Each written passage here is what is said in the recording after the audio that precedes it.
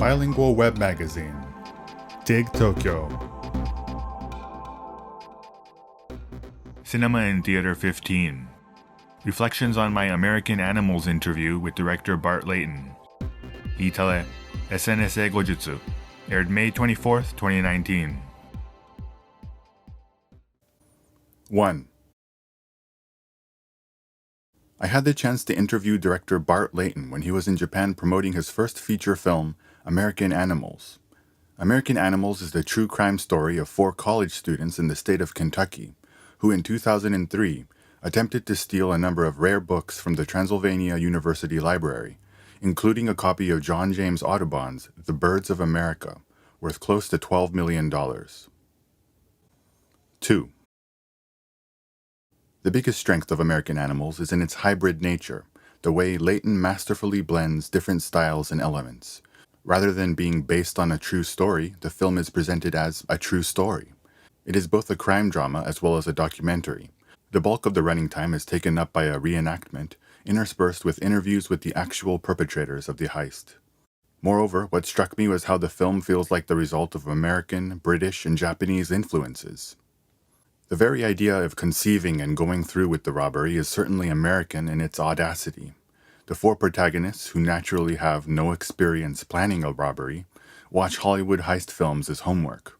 A scale model of the facility, disguises, a getaway car. Layton told me that he had grown up watching Hollywood movies and was always fascinated with the bold scale of such crimes undertaken in America. In American Animals, he deliberately portrays the nervous tension in the air, the bustling and bumbling nature of how the plan comes together, and the unforeseen complications that throw a wrench in the works. He depicts sensational events with subjectivity and composure. In terms of British influence, the film makes it clear that the perpetrators come from a comfortable socio-economic background, and asks why they would be driven to crime. Social class is a common focus of British TV and films. British crime films often depict a lower-class dreamer aspiring to a higher stratum of society. By showing the societal pressures that lead 4 well-off college students down a dark path, Layton draws attention to the dark side of the American dream and American society. Lastly, the real-life perpetrators interviewed in the film often present conflicting accounts of the events surrounding the robbery, in a way that evokes the Akutagawa Ryunosuke short story, In a Grove. Truth blends with fiction, and the viewer is left unsure as to what actually happened. American Animals is not a cookie-cutter Hollywood tale of good and evil, but a tale that makes it a point to embrace the grayness intrinsic to human events and human memory. After the interview, I was left with the impression that the ambiguous nature of the storytelling in the film is part of the reason why Layton chose to come to Japan to promote the film. Japanese audiences live for that ambiguous gray area. Taken together, American Animals can be characterized as a film that uses Japanese storytelling devices to tell an American crime story from a British vantage point. Footnote 1. Akutagawa Ryunosuke is considered one of Japan's greatest writers. He is known as the father of the Japanese short story. After his death, his friend Kikuchi-kan established the Akutagawa Prize for New and Rising Authors of Junbungaku, pure or serious literature as opposed to popular literature, which to this day remains one of Japan's best-known literary awards. Footnote 2. In a Grove is a short story published by Akutagawa Ryunosuke in 1922. After the body of a man is found in a grove, various witnesses to the crime are called before the authorities to testify. However, each of their accounts conflicts with the others, and it becomes less and less clear as to what actually happened.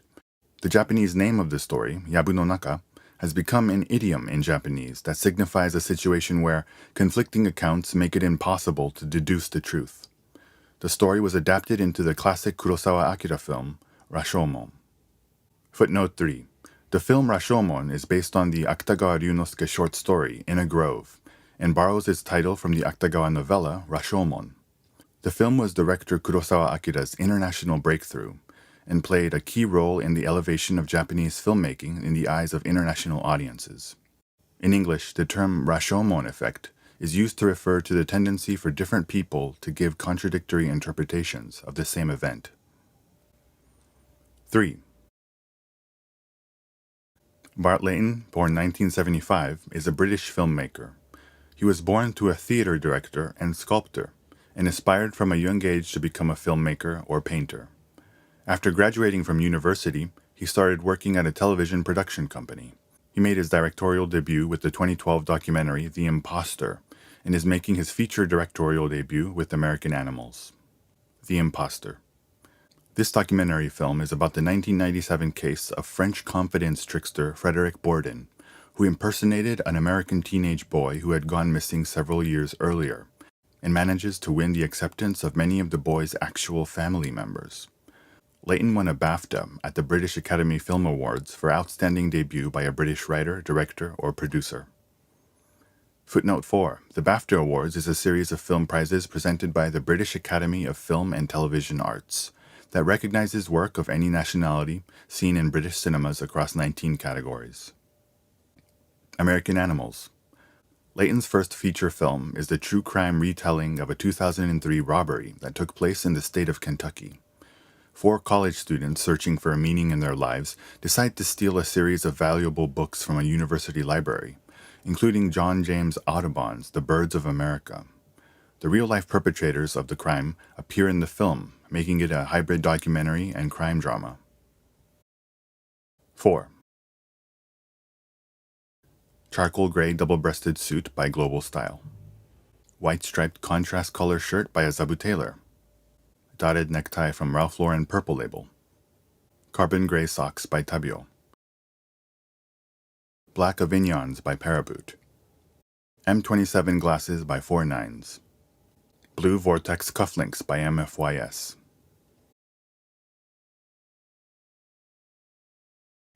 In my interview, I asked Layton if he had any favorite English phrases. He responded that he found himself using the phrase skin in the game a lot in his interviews for American Animals.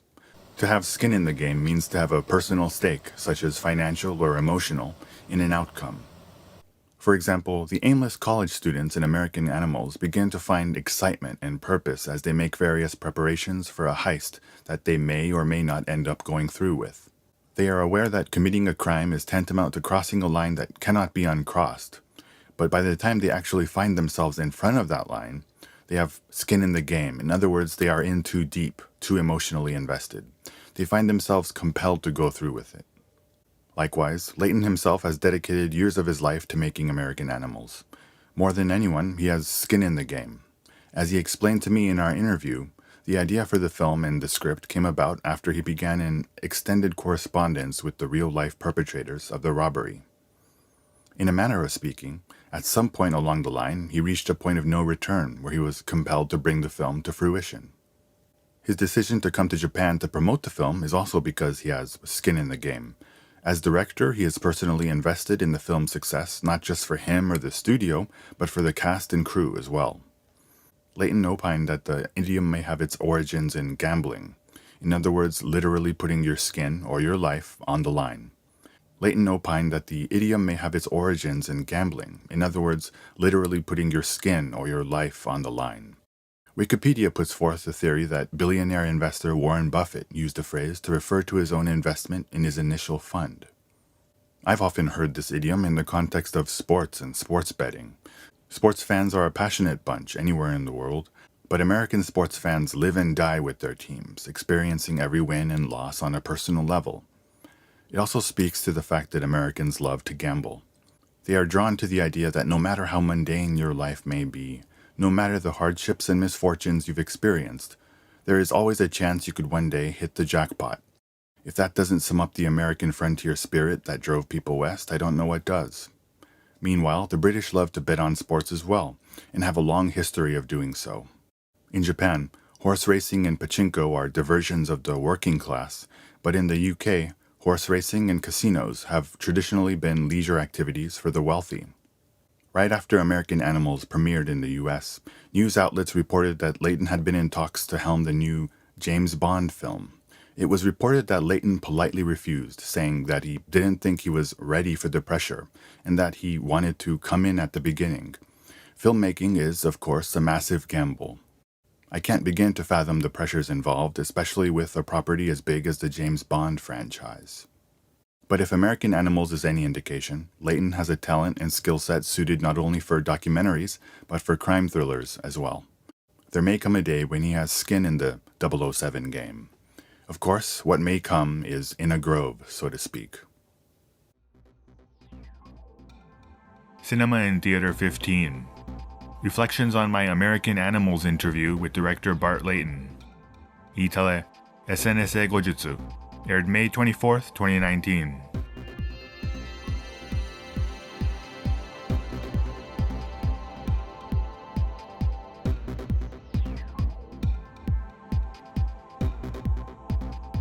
www.digtokyo.jp